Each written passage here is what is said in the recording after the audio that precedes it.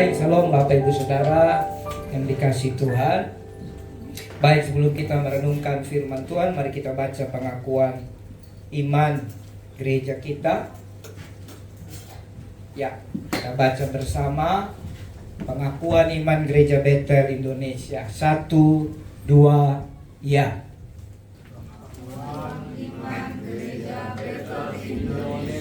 Waktu saya bilang 1, 2 ya, kita baca bersama mulai aku percaya. Nanti multimedianya boleh cepat ya. 1, 2, ya. Aku percaya bahwa Alkitab Perjanjian Lama dan Perjanjian Baru adalah firman Allah yang diilhamkan oleh Roh Kudus. Allah yang Maha Esa itulah Allah Tritunggal, yaitu Bapa dan Anak dan Roh Kudus, 3 pribadi dalam satu hakikat. Yesus Kristus Juru Selamat dan Pengantara kita adalah Anak Allah yang tunggal, dikandung dari Roh Kudus dan dilahirkan oleh perawan Maria, telah disalibkan, mati, dikuburkan, dan dibangkitkan pada hari yang ketiga dari antara orang mati, naik ke sorga dan duduk di sebelah kanan Allah Bapa sebagai Tuhan dan Raja segala raja. Semua manusia sudah berdosa dan kehilangan kemuliaan Allah, sehingga harus bertobat dan berbalik kepada Allah untuk menerima pengampunan dosa. Pembenaran dan kelahiran baru terjadi karena iman di dalam darah Yesus Kristus yang dikerjakan oleh Roh Kudus. Setiap orang yang bertobat harus dibaptis secara selam dalam nama Bapa dan Anak dan Roh Kudus, dalam nama Tuhan Yesus Kristus. Penyucian hidup adalah buah kelahiran baru karena percaya dalam darah Yesus Kristus yang dikerjakan oleh kuasa firman Allah dan Roh Kudus. Karena itu kesucian adalah asas dan prinsip hidup umat Kristen.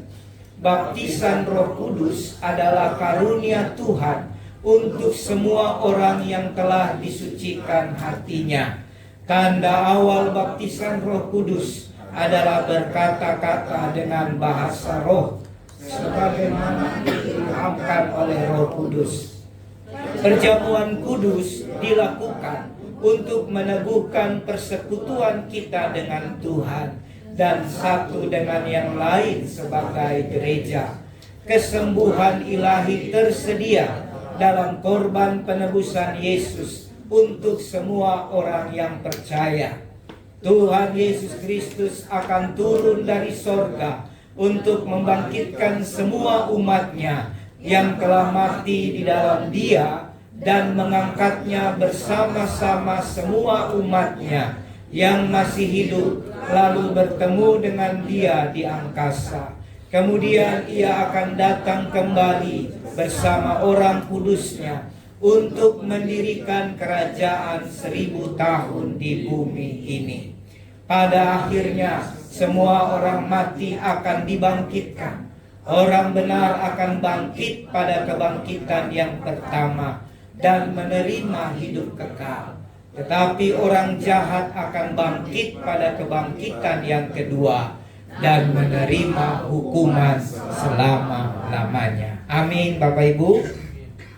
Baik, kita akan masuk dalam pemberitaan firman. Dan sebelum pemberitaan firman disampaikan, tak lupa-lupanya, tak henti-hentinya saya mengajak kita terus merenungkan firman Tuhan. Jadi minggu ini kita akan masuk dalam perenungan Mazmur pasal yang ke-111 sampai 120. Ya, minggu ini 10 pasal karena ada Mazmur 119 yang panjangnya 150 ayat. Ya, saudara bisa baca Mazmur 119 satu hari, itu sudah luar biasa. Baik saudara, kita akan melanjutkan seri khotbah tentang selengkap senjata Allah, yang hari ini secara spesifik saya membahas tentang pedang roh. Ya, tema khotbah kita hari ini adalah pedang roh yang tajam dan berkuasa. Amin. Mari saudara buka dalam Efesus pasal yang ke-6. Karena kemarin mungkin saya sampaikannya agak buru-buru, jadi hari ini kita bahas baik-baik. Pedang roh adalah pedang yang tajam dan berkuasa. Saudara buka Efesus pasal 6 ayat yang ke-17. Dan terimalah ketopong keselamatan dan pedang roh, yaitu firman Allah. Amin. Jadi Bapak Ibu, kemarin kita sudah belajar bahwa setelah kita mengetahui musuh kita bukan darah dan daging, yaitu bukan manusia tapi roh-roh jahat di udara, kita juga harus mengenakan selengkap senjata Allah. Kita harus menjadi orang dewasa, berdiri tegap. Kita juga harus mengenakan baju jirah, keadilan, ikat pinggang kebenaran, berkasutkan kerelaan memberitakan Injil, perisai iman. Amin. Dan hari ini kita akan bahas secara khusus pedang roh. Tapi untuk masuk ke pedang roh, kenapa ketopong keselamatan diberikan di ayat yang sama? Itu punya maksud Bapak Ibu ya. Bisa ditampilkan yang kata-katanya saja. Jadi ketopong itu saudara berasal dari, tolong slide-nya ditampilkan. Ketopong itu bahasa aslinya adalah kefa. Boleh ditampilkan multimedia. Ketopong itu bahasa aslinya adalah kefa. Ya. Kefa itu Bapak Ibu, itu artinya helm. Nah, bahasa secara khusus dalam perjanjian baru, bahasa Yunaninya itu adalah perikepala. Nah, kan kepala ya. Perikepalaia. Ya. Perikepalaia. Kenapa kita harus belajar sedikit bahasa aslinya supaya tahu? Saya catat di sini saudara, ternyata perikepalaia itu berarti melindungi dari intimidasi luar dan melindungi dari keinginan jiwa. Jadi kita itu perlu dilindungi kepala ini dari intimidasi luar. Kemarin kita belajar roh jahat itu menaburkan pikiran-pikiran yang salah, betul? Itu dari luar. Menaburkan pemahaman-pemahaman yang meragukan firman, menaburkan kekhawatiran. Ya, dari luar itu membawa kita melihat kenyataan. Bensin lagi mahal, plastik lagi mahal, ya kan? Dan segala macam. Itu intimidasi dari luar. Tapi juga ketopong keselamatan melindungi kita dari diri kita sendiri, dari jiwa kita sendiri. Jiwa itu terdiri dari apa Bapak Ibu? Pikiran, perasaan, dan kehendak. Ternyata yang bisa menjaga kita, melindungi kita dari diri kita sendiri, bukan kekuatan kita. Yang bisa menjaga kita dari semua hal-hal yang sudah merusak jiwa kita, itu tidak bisa dengan pengetahuan, tidak bisa dengan filosofi, tidak bisa dengan ilmu-ilmu filsafat. Yang bisa melindungi kita hanyalah perlengkapan senjata Allah yang namanya ketopong keselamatan. Jadi ketopong keselamatan itu seperti helm yang melindungi. Saya mau tanya saudara yang pernah naik motor angkat tangan. Ya, helm ada macam-macam kan? Sekalipun zaman sekarang mungkin karena atmosfer makin panas, orang kalau bisa nggak pakai helm ya. Kalaupun pakai helm agak lucu zaman sekarang. Helm proyek dipakai buat naik sepeda motor ya. Padahal kan fungsinya beda. Helm proyek itu dia secara khusus hanya melindungi kalau ada benda yang jatuh spesifik dari atas ke atas ini. Dia tidak melindungi daerah dagu, betul ya? Hanya untuk kalau ada misalnya mereka kerja di 10 lantai, 20 lantai, ada batu-batu yang jatuh, ada martil jatuh, dia ada dia lagi di lantai 7, ada yang barang jatuh dari lantai 20. Martil atau batu itu melindungi hanya di batok kepala atas. Betul ya? Tapi helm yang kita pakai kalau berkendara itu dia melindungi macam-macam sampai telinga ya. Nah, helm kalau sudah pernah nonton motor balap tahu ya, misalnya MotoGP, itu helmnya itu full face istilahnya. Full face itu sampai dagu ini. Nah, yang bagi orang-orang berkacamata pakai full face itu pergumulan ya. Sempit sekali karena dibikin ngepres. Nah, makanya dibikinlah helm half face. Nah, jadi dia tidak terlalu kencang, dagunya tidak terlindungi ya. Dagunya hanya dilindungi oleh, kalau yang mahal, pengikat ini, lalu ada busa di sini. Kalau full face itu semuanya melindungi. Betul? Nah, jadi yang dimaksud peri kepala yaitu melindungi semuanya, seluruh aspek yang namanya satu kepala ini. Nah, ini dilindungi. Nah, di dalam kepala ini ada organ apa? Ada telinga juga kan? Dilindungi untuk mendengar yang benar. Betul ya? Tuhan telah memberikan lidah seorang murid kepadaku. Setiap hari yang mempertajam telingaku, pendengaranku. Jadi Tuhan mau kita selalu berjaga-jaga supaya yang kita dengar adalah yang benar. Tuhan mau dengan kita memakai peri kepalaya atau kefa ini, kita mengucapkan, lidah ini mengucapkan hal-hal yang baik. Hindari mengucapkan hal-hal yang buruk. Misalnya, memang dah berat banget hidup di Indonesia. Lama-lama benaran berat nanti. Karena perkataanmu tanpa kamu sadari adalah Alkitab berkata apa? Bersyukurlah, mengucap syukurlah dalam segala hal. Sekalipun keadaan berat, engkau dihadapkan dengan hal-hal yang berat, kau harus berkata, terima kasih Tuhan, aku masih tinggal di Indonesia, dengan segala tantangan, aku masih bisa lewati. Nah ini, ketopong ini harus dipakai. Apalagi mata. Kan kalau pembalap MotoGP kan ada kaca ya. Nah, cuma agak beda.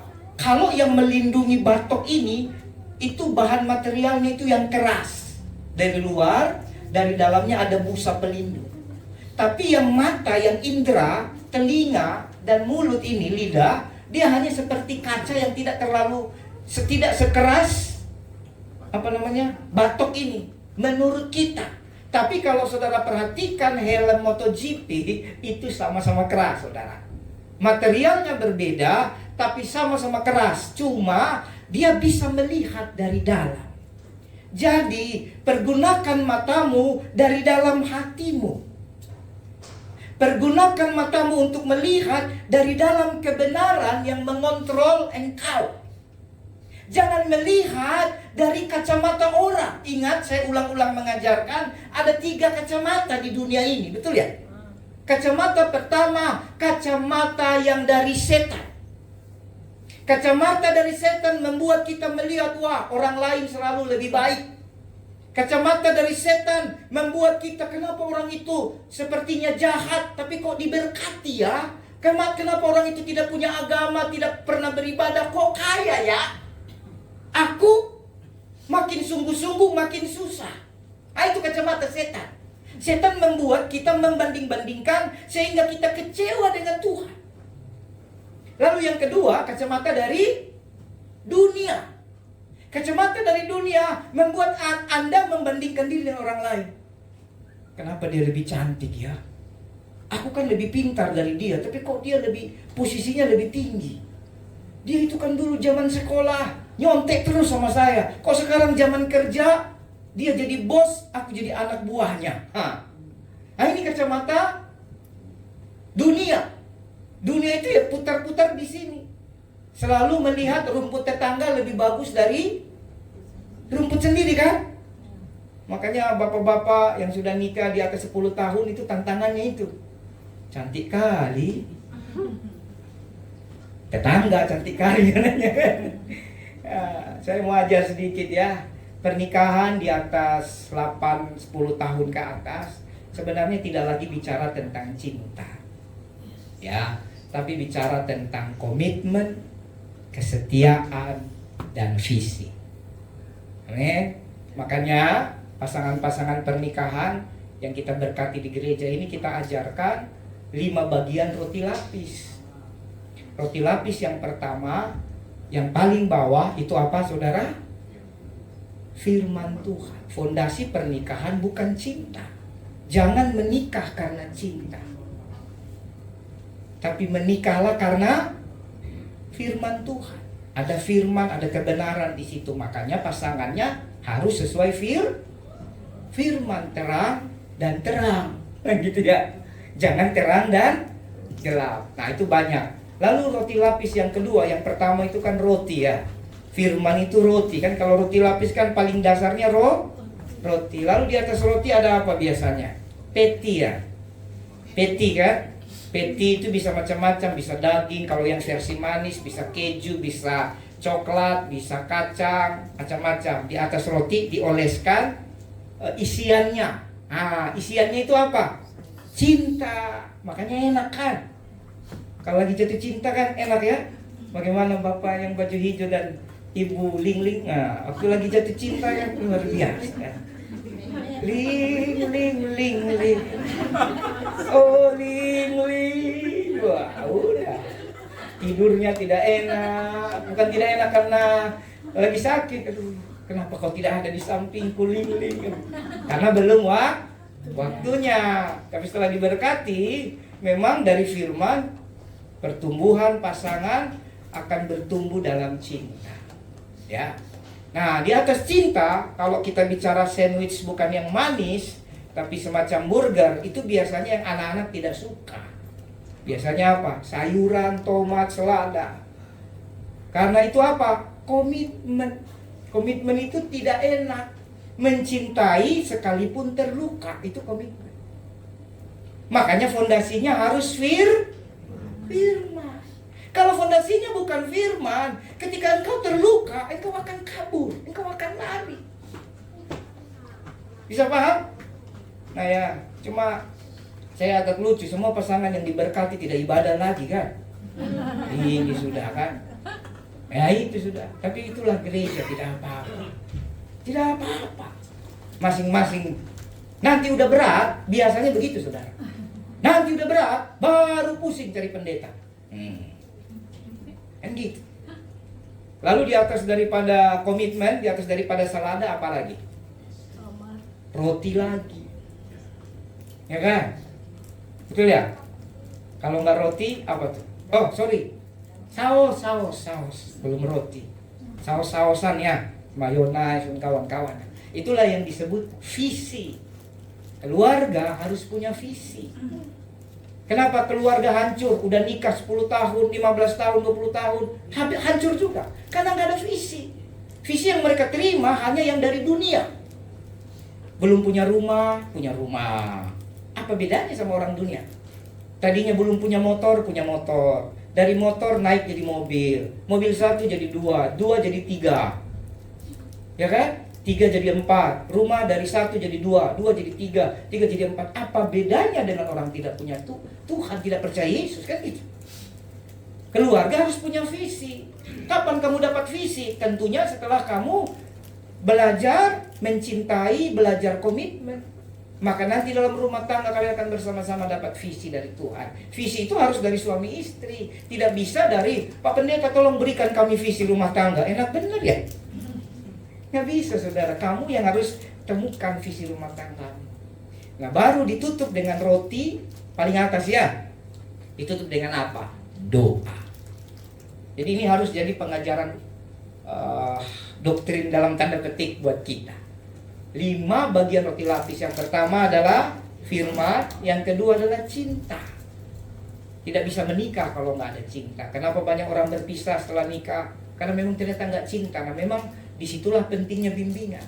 Kalau ada yang terpaksa berpisah setelah menikah bertahun-tahun, lalu ternyata waktu dikonseling karena nggak ada cinta, ya memang tidak bisa kita pungkiri. Jujur minta maaf, berarti yang salah banyak semua. Pasangan bisa salah, keluarga bisa salah, bahkan hamba Tuhan yang memberkati pada waktu itu bisa salah. Karena tidak bertanya baik-baik, dia cinta atau tidak, kan gitu. Bagaimana menikah kalau nggak ada cinta? Lebih baik tidak menikah, tidak apa-apa. Jomblo tidak dosa, betul ya? Yang jomblo semangat,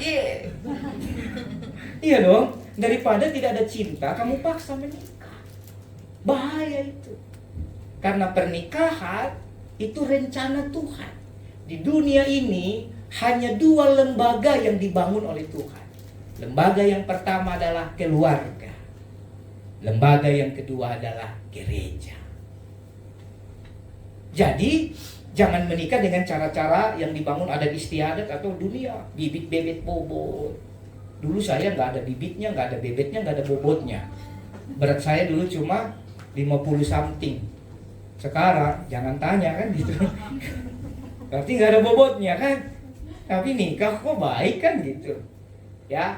Jadi yang kedua adalah cinta, yang ketiga komitmen, yang keempat visi, dan yang kelima doa. Jadi doa harus jadi kehidupan selama berumah tangga. Kalau tidak berdoa, ya cekcok nggak ada habis-habisnya, saudara. Karena hanya doa yang merubah hidup kita. Amin. Nah, kita kembali. Jadi kepala ini perlu dilindungi. Gitu, dilindungi, saudara. Makanya saya beritahu tentang 5 roti lapis pernikahan ini, saudara. Biasa orang kalau sudah nikah di atas 7 tahun, 8 tahun, di atas 10 tahun, kadang cinta bisa luntur. Makanya tidak boleh fondasinya cinta. Firman tidak pernah luntur. Firman tidak pernah berubah. Makanya fondasinya harus firman. Tapi cinta bisa luntur, tapi bisa juga bertambah menyala. Ya kan? Kalau firman masing-masing pasangan menambahkannya, menghidupinya, maka cinta makin menyala. Coba lihat pasangan masing-masing, makin menyala apa belum bayar listrik? Ayo, tenangkan hati pasangan. Langsung kesempatan, tapi betul belum bayar listrik 3 bulan ya. Ya. Nah, selebihnya saudara, cinta bisa berkurang, bisa bertambah. Tapi komitmen saudara harus terus dipertahankan. Komitmen itu adalah yang mengikat kita. Ya. Seperti itu. Nah, kadang saudara, ketika kita diperhadapkan komitmen, pikiran daripada jiwa ini nggak mau. Jiwa ini maunya yang enak, ya kan? Jiwa ini maunya yang senang. Gitu. Makanya saya heran kenapa ketopong keselamatan dia dibikin dalam satu ayat dengan pedang roh, ya. Jadi melindungi kita dari luar, intimidasi, roh jahat, khawatir, masalah, dan macam-macam. Dan yang berikutnya melindungi kita dari keinginan jiwa kita. Oh ya, satu lagi, kacamata yang ketiga adalah kacamata dari Tuhan. Dari Tuhan itu berarti dari firman yang ada di dalam hati kita. Lihatlah segala sesuatu dengan kacamata firman. Amin. Orang yang melihat dengan kacamata firman, pikirannya akan tenang. Pikirannya akan baik. Ya. Saya seringkali melayani orang-orang kaya, orang-orang diberkat. Kemarin saudara, nanti ini kesaksian akan berseri. Kita habis sidang majelis daerah atau kongres para pendeta GBI Sebanten 2 hari. Ditambah saya panitia, jadi 1 minggu ini capeknya minta ampun saudara. Dari khusus Rabu, Kamis, Jumat. Tapi karena sudah jadwal, kadang saya sendiri juga tidak tahu hari-hari itu apa, karena hari-hari pelayanan. Sabtu pagi ada janji pelayanan di Jakarta. Jadi pulang dari sidang majelis daerah saja sudah malam. Hari pertama itu kami sampai Lafon jam 11 malam, 11:30 saudara. Dari pagi sampai sekali anak-anak ditinggal saudara. Kasihan loh. Makanya doakanlah anak-anak kami, jangan dimarah-marahin saja. Marahin kalau salah, tapi doakan mereka. 2 biji ini kan kecil-kecil loh. Aduh, kakaknya disuruh masak antara mau dan tak mau kan gitu. Kan makan pagi, makan siang, makan malam kan. Kita di sidang MD aja ada snack lagi jam 10, ada snack jam 4 sore kan. Mereka dibatasi makannya gitu. Ya nggak apa-apa lah. Nah, tapi snack-snack karena rapat banyak, jadi ada yang dirapel ya. Nah, hari Sabtu pagi-pagi masih ada urusan kepanitiaan, penutupan panitia dan segala macam. Saya langsung lagi ke Jakarta sebelum sore ke sini. Itulah hamba Tuhan. Itulah hamba Tuhan. Hamba Tuhan bukan yang datang khotbah di depan gereja, panggung yang besar ya. Hamba Tuhan harus seluruh hidupnya sukacita melayani Tuhan. Amin. Nah, itu di rumah-rumah besar itu kemarin rumahnya di Jakarta saya tidak perlu sebut. Kalau taksiran saya Harga rumahnya itu bisa 25 miliar. Karena di satu perumahan elit yang tiang-tiangnya besar-besar, kan gitu ya. Tapi memang kalau tidak pelit tidak kaya, kan gitu. Sudah paham maksud saya ya, karena ini live, jadi tidak usah dipertajam lagi, kan gitu ya. Sampai pulang, saya terkagum-kagum dengan rumahnya, tapi memang dia kaya seperti itulah. Orangnya baik sih, tapi ya seperti itu. Sudah paham ya? Puji Tuhan lah kalau sudah paham. Nah, hal-hal seperti itu juga intimidasi dari luar. Itu bisa merebut sukacita kita dalam pelayanan. Mana udah lelah, capek, mengeluarkan banyak hal, kan gitu ya. Tapi kadang hamba-hamba Tuhan tidak dihargai, saudara. Intimidasi hamba Tuhan banyak. Amin. Tapi kalau ada ketopong keselamatan, aman. Dan hamba Tuhan tahu, kita ini cuma kacungnya Tuhan. Kita ini cuma pembantunya Tuhan.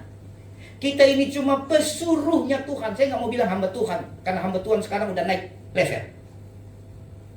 Lebih bagus kita ini kacung. Nah, tahu kacung? Budak. Nah, pembantu, pesuruhnya Tuhan. Jadi waktu kita punya mental itu melindungi kita dari keadaan yang tidak seperti yang kita pikirkan. Karena kita tahu namanya kacung, ya udah kacung kan. Amin ya. Amin ya. Anda kacungnya Tuhan, bukan kacung gereja ini. Anda kacungnya Yesus, bukan kacung gembalamu, karena gembalamu lebih kacung daripada kamu. Amin. Saya ini kacungnya Tuhan. Jadi Tuhan yang pelihara. Nah ini ketopong, keselamatan. Kadang-kadang jiwa kita kan mikir, ya kan? Belum selama kepanitiaan, waduh, jangan suruh pikir ada gajinya, enggak ada. Kita bayar parkir sendiri, bensin sendiri, dan itu hamba-hamba Tuhan semua sukacita. Amin. Kenapa? Karena ada ketopong keselamatan. Jadi melindungi semua otaknya, telinganya, matanya, hidungnya, lidahnya, mulutnya, dilindungi semua. Pikirannya, perasaannya, dilindungi semua. Kira-kira adakah saudara mau mengenakan peri kepala yang setiap hari yang mau angkat tangan? Ada yang bilang, masa setiap hari pakai helm? Pembalap aja paling balapan 2 jam, habis itu nggak pakai helm. Ya itu karena untuk balap kan. Melindungi hanya kalau terjadi peperangan atau pertarungan atau pertandingan, ya kan? Pertandingan siapa menang. Masalahnya kita bertanding setiap saat. Kita tidak tahu kapan iblis datang menyerang, betul ya? Kita tidak tahu kapan pikiran kita mulai aneh-aneh. Halo? Kita nggak tahu loh, kapan tiba-tiba itu suaminya ganteng kali, kayak Lee Min Ho, kalau ketemu senyumnya manis. Suamiku pulang kantor, kos kaki kiri ada di mana, kos kaki kanan ada di hutan. Sepatu ada di kamar mandi yang kiri, yang kanan ada di tong sampah. Nggak ada senyum-senyumnya. Enak kali ya kalau ngobrol-ngobrol doang. Semua dimulai dengan cuma ngobrol-ngobrol doang. Nah ini hati-hati saudara. Amin. Ngobrol-ngobrol doang lah yang membuat Hawa kehilangan Taman Eden. Ya, jaga keluargamu. Jadi kalau pembalap hanya pakai helm 2 jam, 2,5 jam, 3 jam, kita harus pakai helm setiap saat. Tidak enak memang. Enak nggak tidur pakai helm? Siapa di sini pernah tidur pakai helm? Saya pernah. Saking capeknya saudara waktu saya keliling jualan kerupuk. Capek loh. Itu sampai orang bilang motornya tidak ada supirnya, tidak ada driver. Karena badan saya yang tidak terlalu tinggi ini. Kan dengan motor yang legenda itu, ya, saya ikat 4 plastik sampah besar, 4 itu di belakang. Jadi ikatannya lebih tinggi dari kepala saya. Lalu di depan ada kantong plastik sampah satu juga untuk bawa kerupuk ke warung-warung. Saya sudah lewati, saudara. Gitu. Nah, begitu mas udah banyak kadang ya namanya dagang bisnis ada saja. Begitu sudah dagang masih ada sisa 1-2 plastik sampah belum bisa tersalurkan, kan capek ya. Saya minggir di bawah pohon, pakai helm, saya tidur, saudara. Standar 2, enak gak? Enggak enak, boro-boro helmnya. Duduk tidurnya kan. Gitu. Tidak enak. Makanya Yesus bilang begini, burung mempunyai sarang, serigala mempunyai liang, tapi anak manusia tidak punya tempat untuk menyenderkan kepalanya. Kenapa dia tidak punya tempat menyenderkan kepalanya? Karena kepalanya harus terus berjaga-jaga supaya rencana ilahi dari surga tidak gagal di tengah jalan.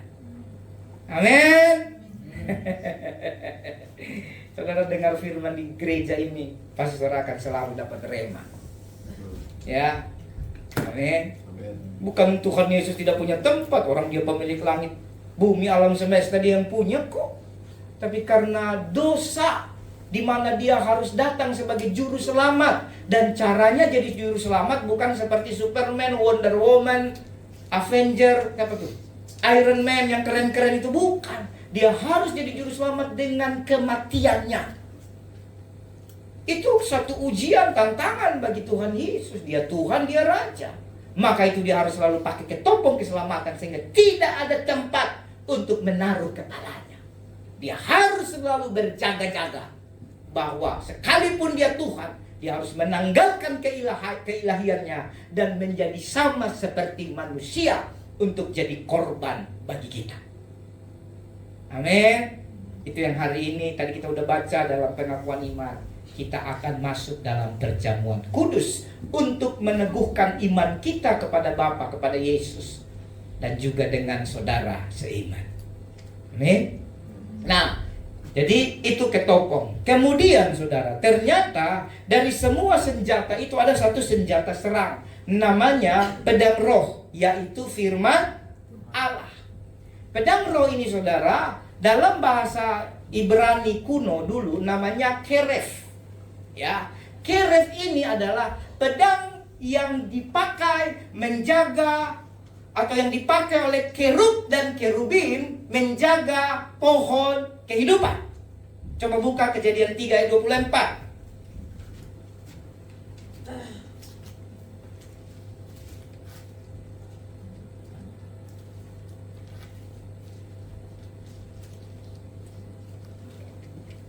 Ia menghalau manusia itu, dan di sebelah timur Taman Eden ditempatkannya lah beberapa kerub dengan pedang yang bernyala-nyala dan menyambar-nyambar untuk menjaga jalan ke pohon kehidupan.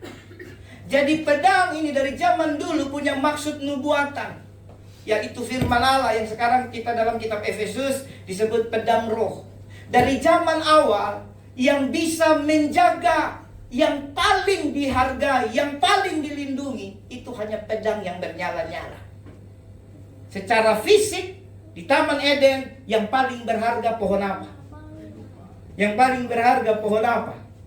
Pohon kehidupan. Itu dijaga supaya orang-orang yang berdosa, yang sudah makan buah pohon pengetahuan, tanpa pengenalan yang benar akan Tuhan, tidak makan buah pohon kehidupan.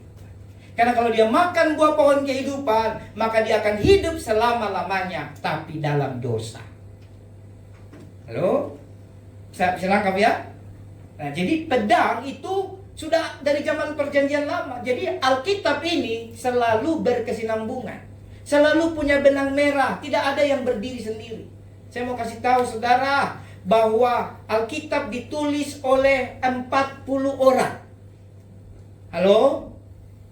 40 orang dalam kurang lebih 1400 atau 1500 tahun. Hebat ya? Manusia yang dipakai oleh Roh Kudus untuk mencatat Alkitab 40 orang. Tapi tidak dalam satu zaman. Mereka tidak saling mengenal. Tapi kenapa beritanya selalu bersambung? Selalu ketemu. Karena memang penulis sejatinya Roh Kudus. Amin. Bayangkan ada dalam kurang lebih 1500 tahun. Tidak seperti kitab-kitab sahabat kita, saudara-saudara kita yang lain. Mereka dibuat dalam satu masa. Tapi kita dalam 1500 tahun. Tapi beritanya bisa sama. Tepuk tangan buat Alkitab kita. Amin. Jadi tidak boleh ada yang meragukan Alkitab. Alkitab adalah satu-satunya kebenaran. Amin.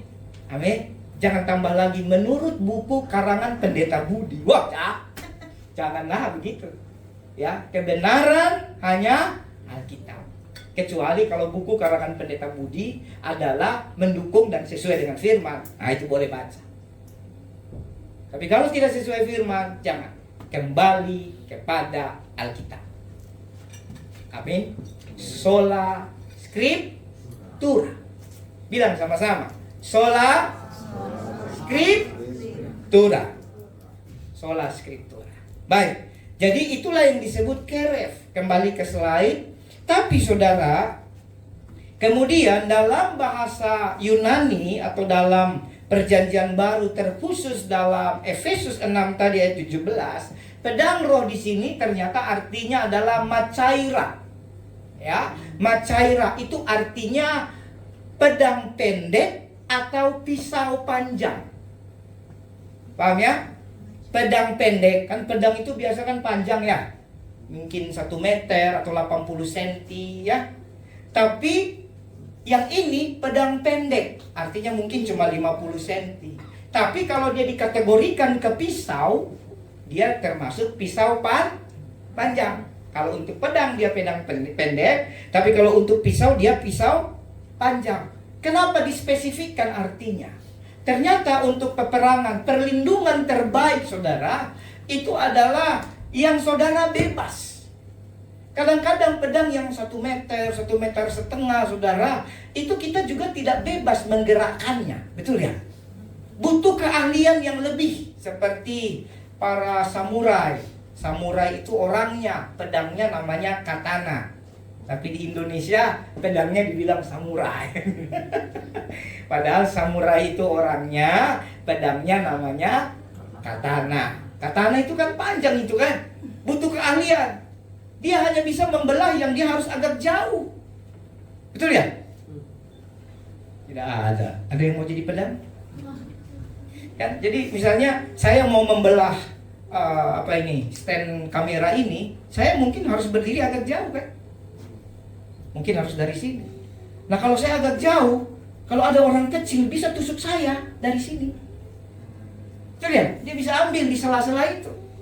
Tapi pedang yang disebut macaira ini pedang pendek, mungkin 30-40 cm atau 50 cm masing-masing sesuai dengan ukuran. Ada yang zaman dulu disebut 1 depa ya, 1 siku ya, kurang lebih seperti itu. Kenapa? Benar-benar dia bisa menjaga. Jadi saudara pernah tahu pedang yang begini? Dia benar-benar dari sini dia bisa tahan, dari belakang dia juga bisa tahan. Paham? Nah, jadi memang secara spesifik pedang itu milik masing-masing orang. Jadi Tuhan memberikan firman kepada kita supaya kita masing-masing menghidupi firman itu. Tentunya setiap orang tidak sama. Tapi masing-masing akan punya kuasa dan cara yang sama. Amin.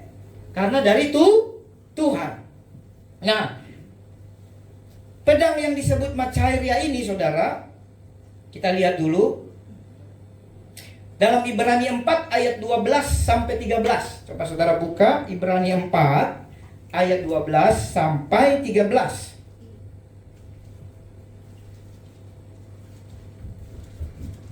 Nah, sebab firman Allah. Nah, jadi pedang roh itu apa? Firman Allah. Berarti sebab pedang hidup. Nah, kan gitu ya? Sebab firman Allah hidup dan kuat, lebih tajam daripada pedang bermata 2 manapun. Zaman perjanjian lama, keres itu pedang bermata 1 yang ujungnya sangat tajam. Tapi begitu Makarion, pedangnya bermata 2. Ia sanggup menusuk, ia menusuk amat dalam. Coba kita baca ini, 1, 2, 3. Ia menusuk amat dalam. Makanya kemarin saya bilang, firman yang murni hanya 2. Satu, membuat kamu tergoncang karena tertusuk. Tertusuk amat dalam. Pak Budi lagi khotbahin saya terus. Kalau ada yang merasa begitu, berarti firman lagi menusuk engkau. Karena pedang itu tujuannya menusuk. Nanti kita lihat lagi. Menusuk amat dalam sampai memisahkan apa? Jiwa dan roh. Kenapa jiwa dan roh harus dipisahkan? Kenapa saudara? Karena Tuhan mau kita hidup oleh roh. Tapi lebih sering karena tidak pakai ketopong keselamatan, kita hidup oleh jiwa. Tapi gimana ya Pak? Aku nggak punya sumber penghasilan lain, itu jiwa. Gimana Pak? Apa yang aku buat? Itu jiwa. Tapi firman Allah menusuk. Bukan firman pendeta Budi, bukan. Atau pendeta-pendeta lainnya, bukan. Firman itu menusuk amat dalam sampai memisahkan. Orang Kristen yang Tuhan mau, dia terpisah jiwa dan rohnya. Bukan terpisah terus jadi rogo sukmo, rohnya keluar. Tidak, dipisahkan. Dia ada jiwanya, tapi dia hidup oleh roh. Jiwanya tidak menguasai dia, tapi yang menguasai dia adalah rohnya. Sampai di sini paham? Sendi-sendi dan sumsum. Saudara tahu sendi? Sendi adalah bagian dari anatomi tubuh manusia yang paling unik. Karena apa? Dia bisa berputar. Betul ya? Nih, bisa putar kan? Di sendi di bahu saya kan? Kepala ini ada sendi kan? Bisa putar kan? Ada yang bisa putar 360 derajat? Kaki kan? Bisa goyang naik bawah, bisa putar, pergelangan. Kenapa harus dibahas jiwa dan roh? Kenapa harus dibahas sendi-sendi? Karena kadang-kadang ketika jiwa kita tidak tunduk kepada roh, karena tidak pakai ketopong keselamatan, maka tindak tanduk perbuatan kita itu akan seperti sendi yang putar-putar. Sebentar naik, sebentar turun kan? Sebentar percaya Yesus, sebentar meragukan, sebentar tidak percaya. Ditolong Tuhan, percaya lagi, iya kan? Iya kan? Iya kan? Tidak ditolong Tuhan, mana Tuhan? Makin lama tidak ditolong Tuhan, ngapain sih ikut Tuhan? Tiba-tiba ada mujizat, oh aku kembali kepadamu Tuhan. Itu sendi begitu. Baru dengar ya. Makanya datang terus ibadah di gereja ini. Kamu akan bertumbuh sekalipun sakit, saudara. Saya udah kasih tahu hanya 2. Tadi apa? Menusuk amat dalam. Atau waktu kamu dengar firman, kamu akan sangat sukacita. Karena apa? Tembus rohmu dan kena dengan sukacita. Jadi cuma 2 itu. Dia akan menusuk amat dalam. Memang kadang jadi hamba Tuhan tidak enak, saudara. Saya dulu pernah di tahun kapan, saudara, waktu saya masih pengkhotbah keliling. Ada banyak gembala-gembala tidak mau undang khotbah saya lagi. Tapi karena jemaatnya minta, tetap dia minta untuk undang saya, kan gitu. Jemaatnya minta, tetap undang saya. Akhirnya waktu dia undang saya, dia bilang nih, Pak Pendeta, tolong khotbahnya itu yang enak-enak lah. Jangan terlalu pengajaran yang dalam-dalam. Soalnya saya juga tergoncang ini Pak. Nah, saya sempat mikir, iya juga ya, kalau enak kan akan semakin sering diundang. Kalau semakin sering diundang, makin banyak angpaunya. Sama bakpaunya. Ya kan? Tapi waktu saya tenangkan diri, ya kita adalah kacungnya Tuhan. Bukan kacung gereja A, organisasi A, bukan kacung gembala A, bukan. Saya kacung Tuhan. Apa yang Tuhan mau kita sampaikan, kita sampaikan. Amin. Jadi tidak pernah ada satu, ada tuh di sana tuh yang dulu gua tolong, tapi nggak tahu balas budi, kesempatan gua hantam lu hari itu. Ya. Mana ada pengkhotbah begitu, saudara? Ya, itu bukan hanya saya percaya semua pengkhotbah, hamba-hamba Tuhan, apalagi gembala. Rasa-rasanya tidak mungkin dia khotbah hanya gara-gara ada satu jemaat dia pengen hajar. Nggak ada, saudara. Firman untuk semua orang. Amin. Lalu ada sumsum. Nah, sumsum ini, tahu sumsum? Siapa yang suka sumsum sapi? Ayo, kalau makan bakso kan, ya kan, ada sumsum ya dan segala macam. Itu adalah cairan yang menggerakkan atau yang mengontrol tulang-tulang kita. Sederhananya begitu. Itu bagian penting. Kalau sumsummu kurang, maka kamu tidak berdiri dengan baik. Betul ya? Kamu tidak bisa bergerak dengan baik. Makanya ada istilah pengapuran tulang, macam-macam. Kalau saudara masih mau penjelasan lebih jauh, tanya dokter. Tapi sumsum secara umum adalah bagian penting dalam tulang-tulang kita yang membuat kita berdiri tegap. Senjata pertama apa? Berdiri tegap. Yang bisa berdiri tegap yang tulangnya sudah kuat. Betul ya? Anak pemain keyboard sudah bisa berdiri tegap, Bapak, Amang? Belum kan? Ada tulangnya? Ada, tapi belum kuat kan? Halo? Belum kuat, saudara. Jadi sumsum itu bikin kuat. Nah, firman Tuhan, dia mau pisahkan semua, sehingga kita benar-benar hidup dari tuntunan Tuhan. Apalagi, ia sanggup membedakan pertimbangan dan pikiran hati kita.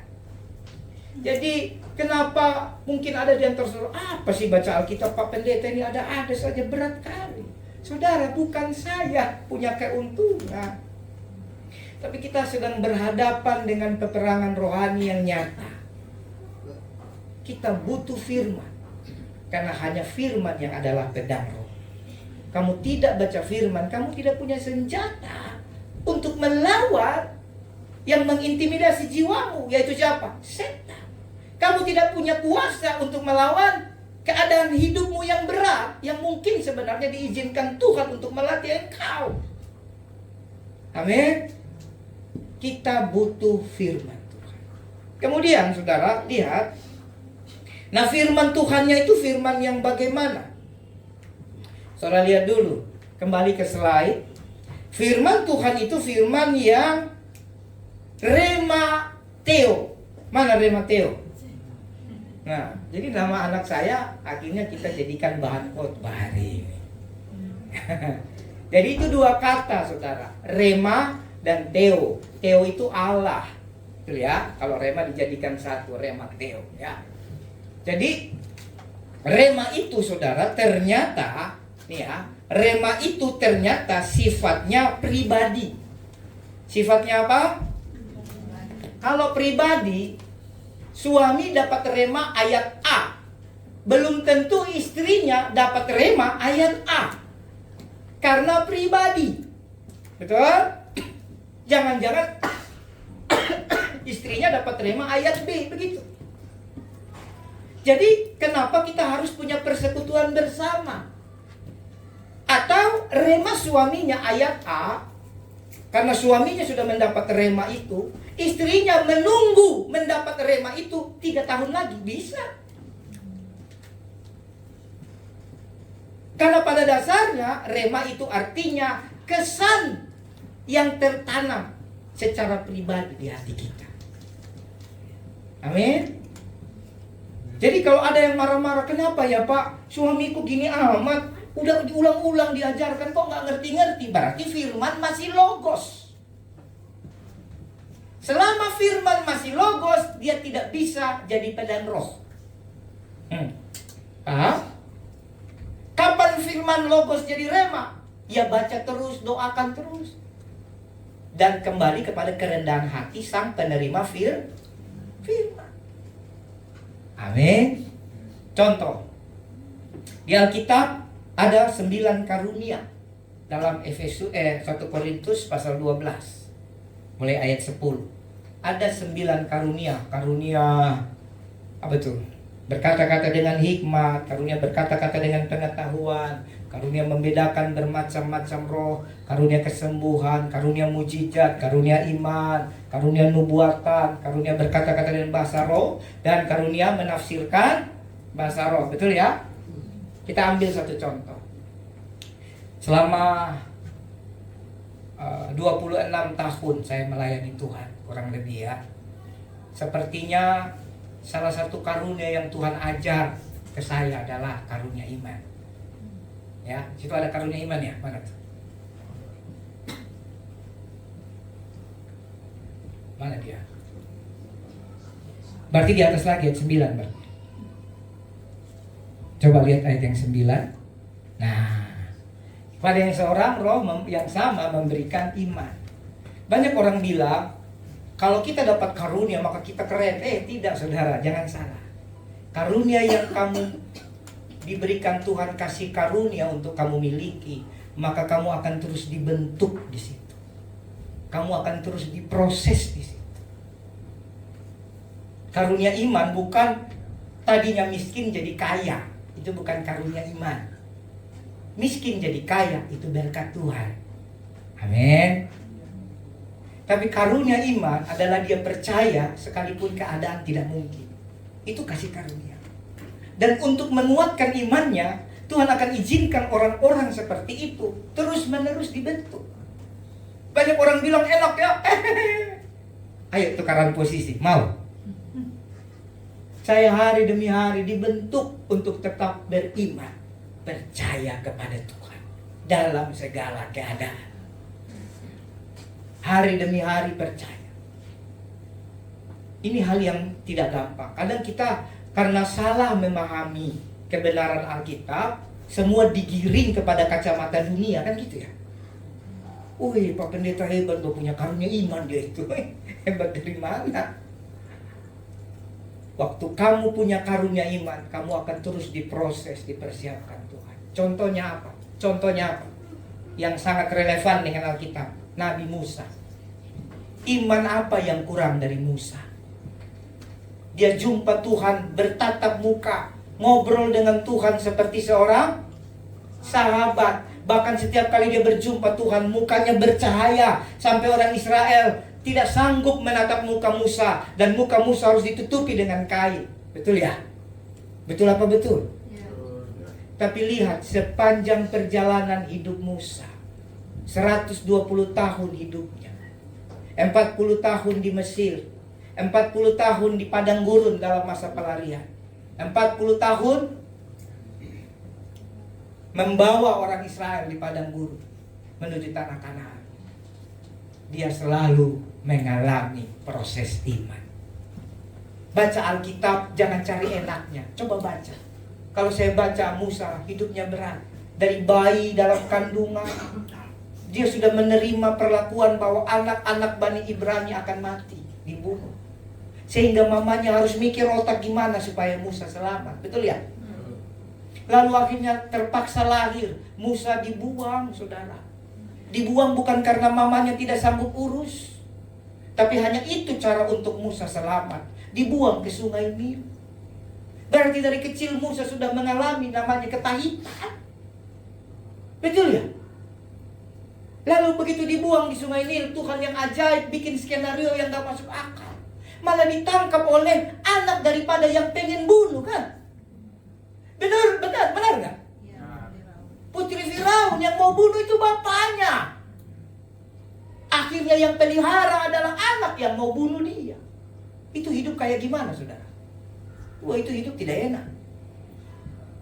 Lalu selama 40 tahun dididik dalam hukum dan hikmat orang Mesir. Sampai akhirnya, tapi roh di dalam hatinya tetap menyala, kan? Dia lihat Bani Ibrani dipukuli, disiksa oleh orang Mesir. Dia bunuh ya. Begitu ketahuan, dia kabur ke gunung. 40 tahun, berarti 80 tahun baru dia melayani Tuhan. Ada di sini yang melayani Tuhan 80 tahun? Ada? Mama umur berapa? 83? Ya kan? Gak ada kan? Berarti luar biasa Musa.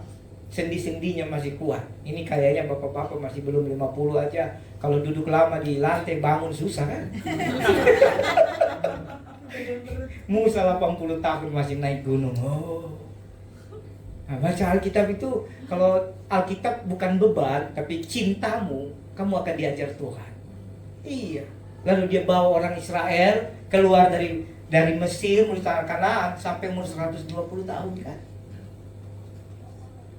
Masih kuat dia jalan loh. Ya. Ada kira-kira yang sampai umur 120 tahun, kita tidak tahu. Ya, kita nggak tahu berapa lama kita sampai umur kita. Jadi iman itu supaya terus bertumbuh, kita butuh firman. Tanpa firman, maka karunia apapun, ini saya cuma kasih satu contoh. Kalau saya bahas semua, lama kita nanti. Maka karunia iman tidak akan bertumbuh. Apalagi masih ada peperangan dengan jiwa. Coba lagi buka dulu dalam Yakobus 1 ayat 21.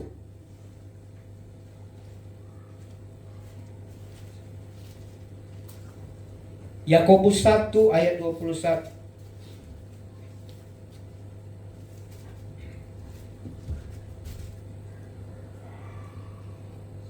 Sebab itu, buanglah segala sesuatu yang kotor dan kejahatan yang begitu banyak itu, dan terimalah. Lihat, kita baca mulai dari kata terima. 1, 2, ya. Terimalah dengan lemah lembut firman yang tertanam di dalam hatimu, yang berkuasa menyelamatkan jiwamu. Jadi firman sekalipun menusuk amat dalam, jadilah seperti spons yang lembut. Jangan ketika menusuk amat dalam, jadilah seperti batu. Jangan keras. Tapi terimalah seperti busa. Lembut, saudara. Maka firman itu akan menjadi pedang yang bisa kau gunakan. Sebanyak-banyaknya kamu tahu firman. Makanya orang di luar sana yang tidak percaya, selama firman jadi logos, masih logos, tidak bisa jadi pedang roh. Tapi firman hanya jadi pedang roh ketika jadi rema. Baca banyak-banyak Alkitab. Terserah saudara. Gereja memberikan aturan yang sederhana loh. Kita kalau minggu kan biasa kita 20 pasal ya. Berarti cuma 3 pasal sehari. Harusnya bisa dong. Ya. Kalau hari Minggu ini kan 10 pasal. Berarti satu hari ada yang 2 pasal, ada yang 1 pasal ya. Bisalah. Itu bukan keuntungannya, bukan bagi kami para pendeta, gembala, hamba Tuhan, bukan. Buat saudara, saudara butuh pedang. Amin. Dan terimalah firman itu dengan lemah lembut. Kata lemah lembut itu artinya kerelaan. Ya. Karena itu menyelamatkan jiwa. Ya, rema tadi itu kesan atau pesan. Jadi ada kesan, ada pesan, message atau janji. Amin. Kesan, pesan atau janji yang tertanam, yang kamu percaya. Tiba-tiba janji itu seperti bernyala-nyala di hatimu. Karunia iman salah satunya adalah janji. Di hati saya percaya bahwa apapun terjadi, Tuhan sayang saya. Itu dia. Bisa nggak itu jadi rema bagi saudara? Bisa. Tapi tidak bisa kita paksa. Saya sering dalam doa pribadi saya, kalau saya boleh bersaksi saudara, saya sering ngomong biasa. Pernah saya sekali waktu lagi malu sama anak-anak udah besar, saya naik motor. Saya pakai helm, pakai sapu tangan. Saya naik motor pulang pergi kurang lebih 2 jam. Saya naik motor, saya teriak sama Tuhan. Saya berdoa, Tuhan aku percaya padamu. Tapi tolong aku Tuhan. Di masa-masa krisis ini. Saya punya pergumulan apalagi dulu kontrak rumah. Tuhan, saya tidak ada uang lagi untuk bayar kontrak rumah. Tapi aku percaya Engkau sayang sama aku. Sampai kapanpun aku tidak pernah meragukan bahwa Engkau sayang kepada aku Tuhan. Aku sudah berusaha melayani Engkau pagi, siang, malam. Kalau ada yang tidak berkenan, ampuni ya Tuhan. Kalaupun ada yang menyenangkan Engkau, itu hanyalah kacung, hanyalah sebuah tidak bisa membalas pengorbananmu kepadaku. Itu sering saya berdoa begitu. Hati air mata mengalir. Halo? Karena dari berdoa dari kesan, berdoa dari rema yang ada, aku percaya Tuhan. Engkau pasti tidak akan membuat aku tidur di jalan bersama istriku. Engkau pasti tidak akan membuat anak-anakku Rema Eliora tidur di jalan Tuhan. Aku percaya. Tapi kan masalahnya lagi gak ada uang. Berdoalah dari rema yang tertanam di hatimu. Jangan berdoa dari pikiran-pikiran. Itu air mata saya udah gak tahu kayak apa. Saya berdoa seperti itu. Ada jawaban? Tidak ada. Yang penting supaya jiwa saya terlindungi, saya keluarkan beban itu. Jangan kamu tidak keluarkan. Banyak pergumulan saya. Waktu anak saya tidak bisa lahir, dan akhirnya lahir di mobil. Kan mujizat kan? Kau cari orang bisa anaknya lahir di mobil, bukan karena telat ke dokter, tapi memang karena kasus yang tidak bisa lahir. Ini ada ibu bidan nih, bu perawat.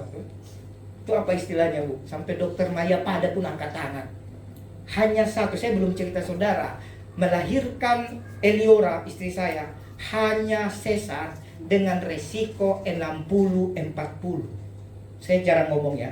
60%-nya gagal. 40% berhasil. 60% gagal. Biasa kan 50. Ini 60. Karena 2 nyawa dipertaruhkan. Saudara dengar cerita enak, saudara. Saya pikir nanti coba dicari USG-nya. Nah, yang bisa baca ronsen USG, nanti tahu itu kayak gimana modelnya itu. Seperti itu, saudara. Saudara tahu saya berdoa berapa lama? 13 jam. Saya tidak bisa paksa saudara ikut saya. Saya berdoa 13 jam, bukan haleluya, terima sukacita suka.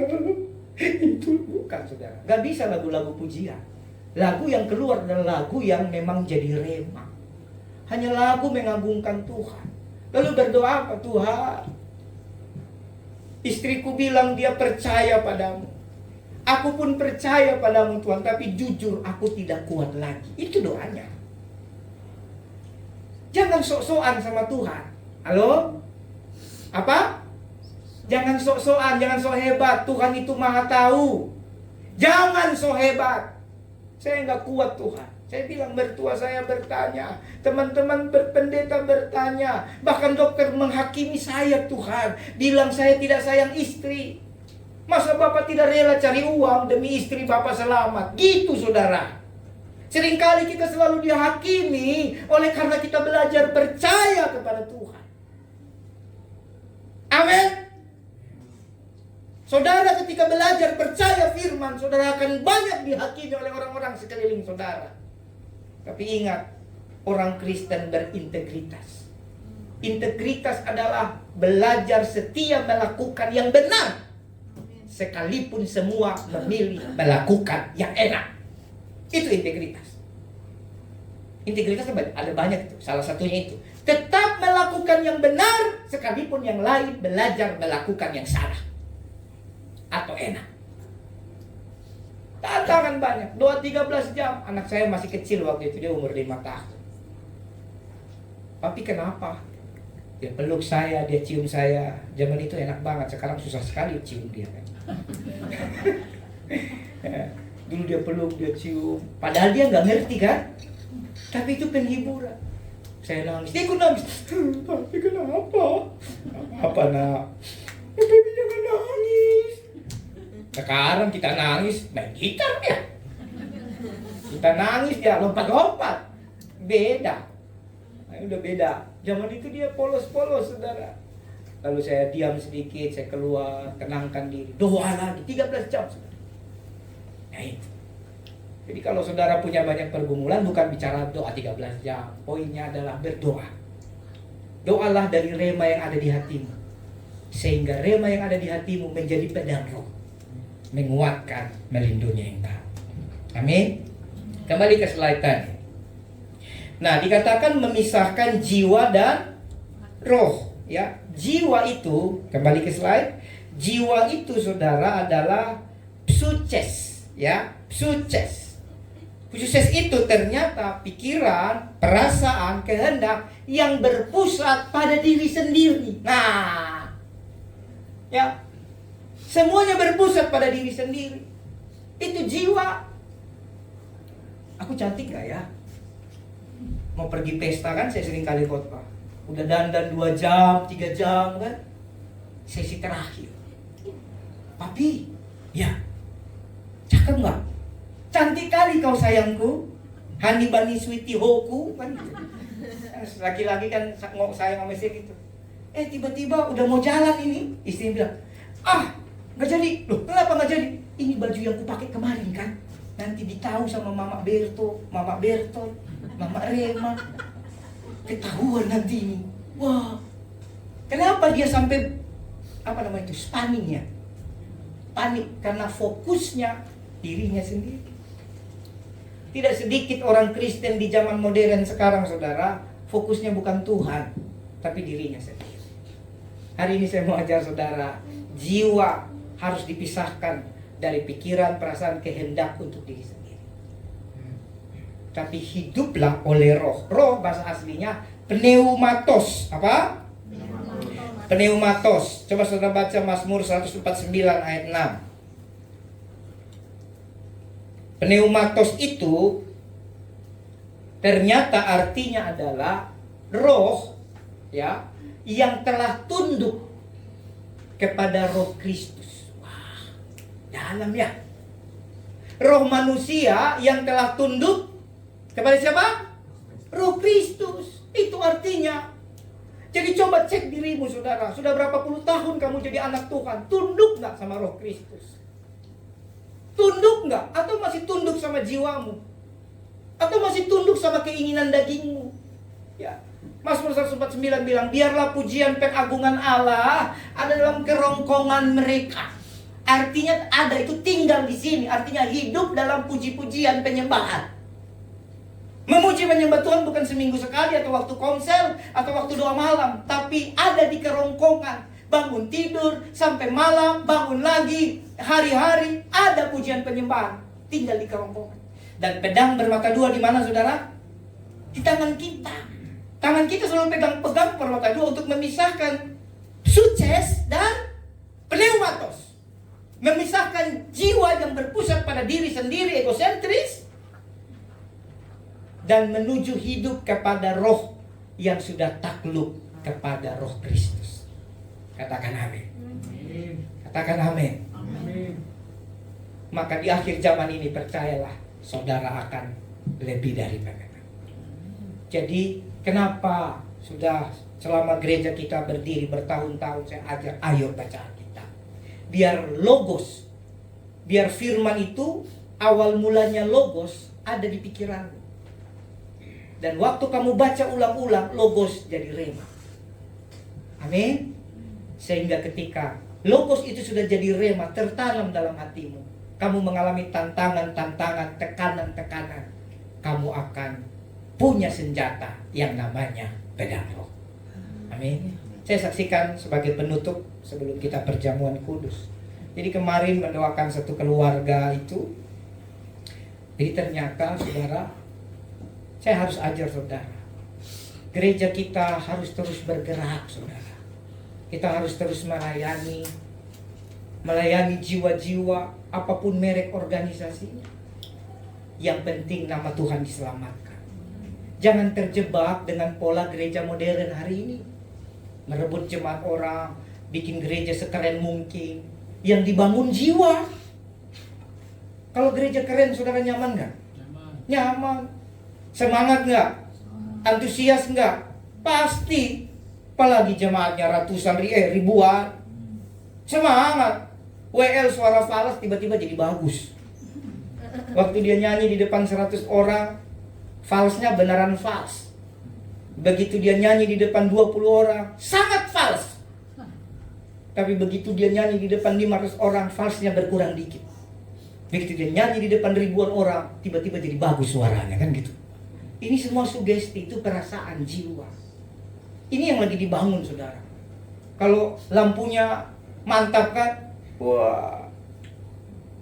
Nah, tidak apa-apa. Saya pikir itu bukan sesuatu yang menjadi bahan perdebatan. Kalau ada yang mau buat silahkan, kita juga kalau ada berkat sesuai dengan kemampuan, bolehlah kita buat sepantasnya. Betul ya? Saya pikir itu bukan. Tapi jangan itu jadi pusat, karena itu hanya jiwa. Pusatnya apa? Roh yang tunduk kepada Kristus. Nah kemarin saudara, jadi kita harus terus melayani. Itulah gereja. Ada satu keluarga, anaknya 2, yang satu sudah tidur dengan setan, saudara. Nah, saya pernah sampaikan kepada saudara kan, dalam pelajaran sekolah doa. Orang yang kena kutuk, saudara, lama-lama dia akan terbiasa lihat setan. Setan akan berbicara dengan dia seperti seorang sahabat, kan gitu ya. Kalau kamu tidak mau berbicara dengan Tuhan seperti seorang sahabat, maka setan yang akan berbicara seperti seorang sahabat. Dari kecil sebenarnya. Lalu singkat cerita bertumbuh sampai sekolah. Akhirnya setan itu menaburkan banyak hal. Dia meragukan semua firman. Dia tolak firman. Setelah dia tolak firman, roh itu saudara datang sama dia dan bersetubuh dengan dia. Itu namanya inquibus. Ketika roh setan bisa bersetubuh dengan manusia. Ini benaran saudara. Anaknya cantik pula kan. Wah, dalam alam roh itu. Nah, saya kasih sedikit videonya ya. Ngeri ini. Saya sengaja tidak biar saudara dengar saja. Mana ya?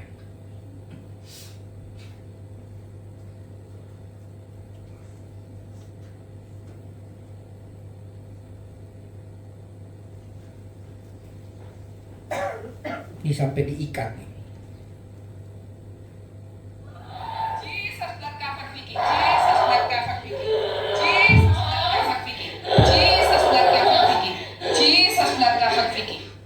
Ngeri ya? Ngeri ini, saudara. Jadi sudah tidak.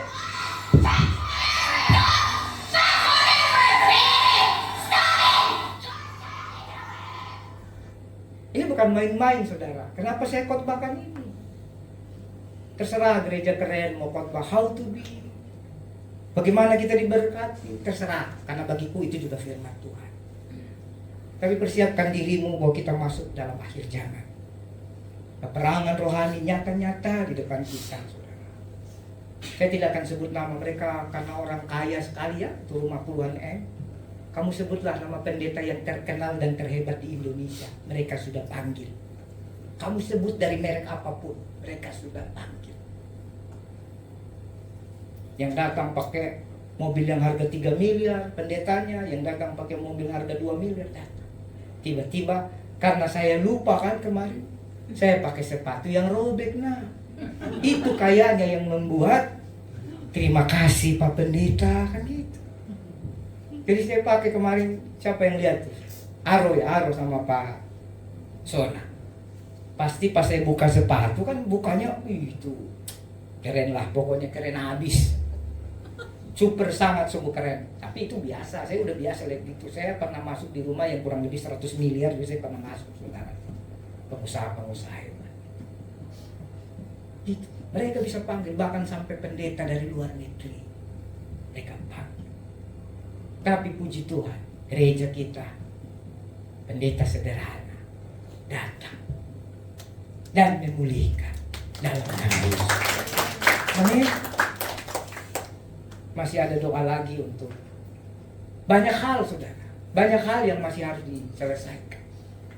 Pulang di perjalanan saya cuma mikir, Tuhan, ajaib sungguh Engkau. Ajaib. Ternyata rahasia kemenangan pelayanan cuma satu.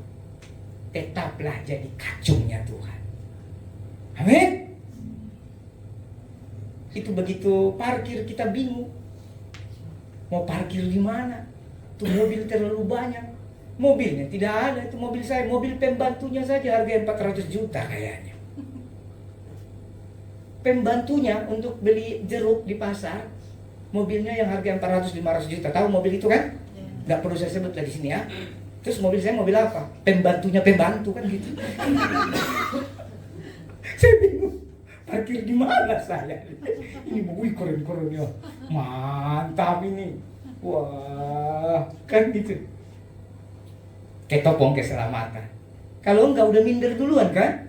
Ah, itu peperangan rohani. Kalau udah minder sama mobil, kau pasti minder sama setan lah. Makanya saya selalu ajar saudara, jangan minder. Kamu tidak butuh validasi dengan mobil harga sekian miliar. No. Kamu tidak butuh validasi karena sepatumu harga sekian ratus juta. Kamu tidak butuh validasi karena jamu mahal, sekalipun jam saya mahal nih. Dikasih yo. Kamu tidak butuh validasi karena bajumu harga mahal, bukan. Kamu tidak butuh lagi validasi. Kenapa? Kamu berharga di mata Tuhan. Kita semua anak-anak Allah. Itulah pedang roh kita. Itu yang membuat kita menang atas peperangan dalam keadaan apapun. Amin. Amin. Tepuk tangan dong buat Tuhan. Cuma saya lagi mikir cari waktu untuk lanjutannya gimana. Ya, terlalu banyak ini pasien. Makin banyak. Makanya saya bilang ayolah Bapak Ibu. Ayolah. Kita bekerja untuk Tuhan. Amin. Kan ada yang belum selesai. Ini kan sekalipun ada pemulihan tapi kan belum selesai. Masih ada yang harus kita kerjakan. Amin. Amin. Mari para pelayan musik maju ke depan dan kita masuk dalam perjamuan kudus.